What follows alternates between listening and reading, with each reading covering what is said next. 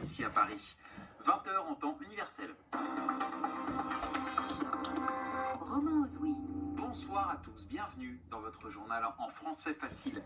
Présenté ce soir en compagnie de Sylvie Berruet. Bonsoir Sylvie. Bonsoir Romain, bonsoir à tous. Et à la une de l'actualité ce soir, de nouvelles mesures face à l'épidémie de coronavirus. En Italie, la température de tous les passagers provenant de l'étranger est désormais contrôlée dans les aéroports. Aux États-Unis, Donald Trump devrait être acquitté ce soir, c'est-à-dire qu'il ne devrait pas être condamné à l'issue de son procès en destitution. Le vote des sénateurs devrait avoir lieu dans une heure. Et puis en Allemagne, c'est un séisme politique. Le président d'un État régional a été élu grâce aux voix de l'extrême droite. Le journal Les journaux en français facile. en français facile. Et on débute donc par l'épidémie de coronavirus et les mesures de restriction qui sont de plus en plus importantes. Oui, des mesures pour tenter de stopper la propagation de l'épidémie. Ainsi, en Chine, les déplacements sont limités pour des dizaines de millions d'habitants dans plusieurs villes de l'est du pays. En Chine, on le rappelle, où la maladie est apparue et où, selon le dernier bilan, 490 personnes sont mortes du virus. Il y a 24 000 cas de contamination. Alors d'autres mesures prises en Europe et notamment en Italie, où désormais, je le disais en titre, la température de tous les passagers en provenance de l'étranger est contrôlée dans les aéroports à l'aide de caméras thermiques. Explication à Rome d'Anne Lenire. Tous les vols en provenance de l'étranger, que ce soit un pays européen ou non européen, sont concernés. Le contrôle de la température corporelle des passagers qui débarqueront dans un des 12 aéroports internationaux que compte l'Italie sera effectué par thermoscan ou à l'aide d'un pistolet de mesure de température par infrarouge. Dans ce cas, le contrôle sera réalisé par des médecins et des infirmiers bénévoles de la Croix-Rouge ou de la Protection civile. Cette décision drastique vise à renforcer ultérieurement la lutte contre l'épidémie de coronavirus. Elle a été prise par le gouvernement après la diffusion d'un communiqué de l'hôpital Spallanzani à Rome indiquant que l'état de santé du couple de Chinois atteints du virus s'aggrave. Hospitalisés depuis le 29 janvier, ces touristes sexagénaires originaires de Wuhan sont en réanimation. Anne Lenire, Rome, RFI. Et désormais, la situation à Hong Kong inquiète. Le territoire semi-autonome a fait part hier de son premier décès lié au virus. Et ce mercredi, deux grandes compagnies aériennes américaines, United et American Airlines, ont annoncé la suspension de leur vol vers Hong Kong.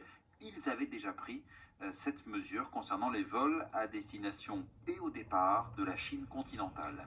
Aux États-Unis, retour sur la première primaire démocrate qui se déroulait hier dans l'État de l'Iowa. Oui, pour beaucoup, c'est un fiasco, c'est-à-dire c'est un échec. D'abord parce qu'il y a eu un incident informatique qui retarde la publication des résultats officiels. Ensuite parce que, selon des résultats partiels, le favori Joe Biden n'arriverait qu'en 4e position. La primaire serait remportée par le jeune Pete Buttigieg, Oriane Verdier. Pete Buttigieg, l'un des candidats démocrates les plus centristes, a remporté d'une courte tête ses primaires tests au coude à coude avec le sénateur bien plus à gauche, Bernie Sanders. Devant ses partisans, il a fêté sa victoire en lançant un message d'espoir. Croyez en vous et en votre pays. Nous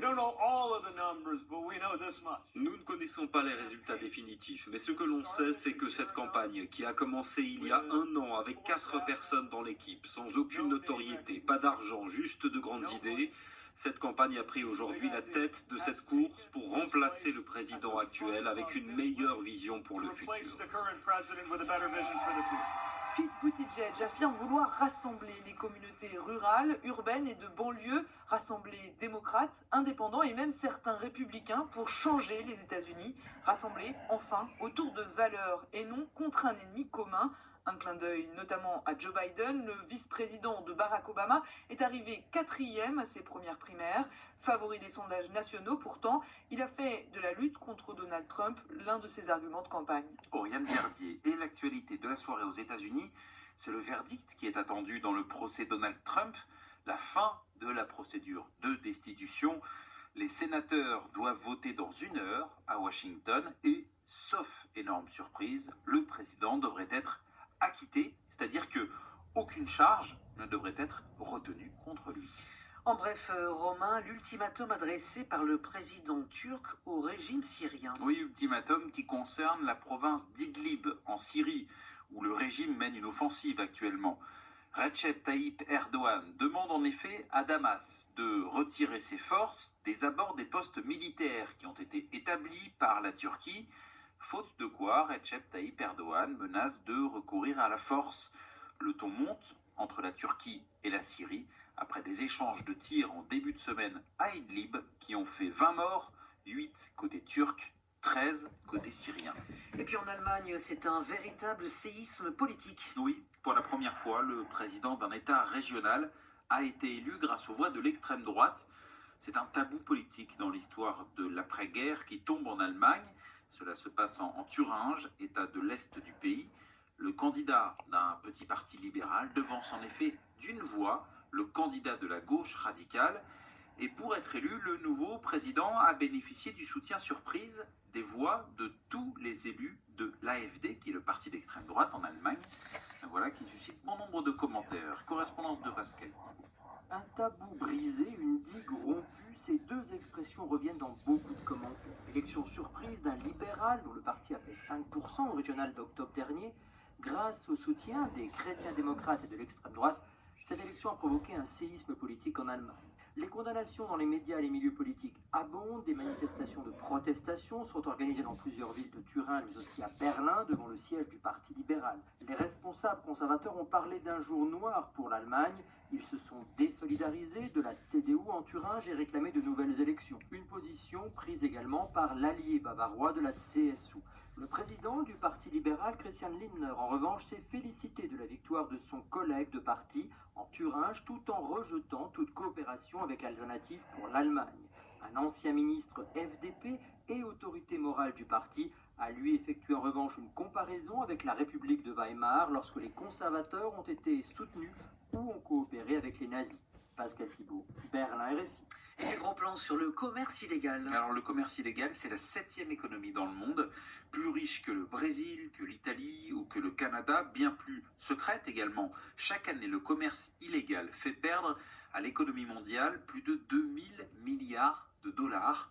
Médicaments, bois tropicaux, cigarettes, voire êtres humains, tous les secteurs sont touchés et on en parle à l'occasion du premier forum sur le commerce illégal organisé par l'ONU et qui se tenait à Genève. Notre correspondant en Suisse, Jérémy Lanche, était sur place. Quand on pense marché noir, on imagine souvent que cela ne concerne que quelques pays. Ce serait une erreur. Si certains trafics sont bien documentés, comme celui qui touche le cacao de Côte d'Ivoire, d'autres surprennent. D'après la conférence des Nations Unies pour le commerce et le développement, la contrefaçon concerne ainsi un quart du commerce d'alcool dans le monde. 5% de toutes les importations de l'Union européenne sont illicites, mais un autre commerce souterrain est encore plus lucratif, c'est celui du tabac. Stefano Betti est le directeur général de l'organisation Tracite qui lutte contre le commerce illicite.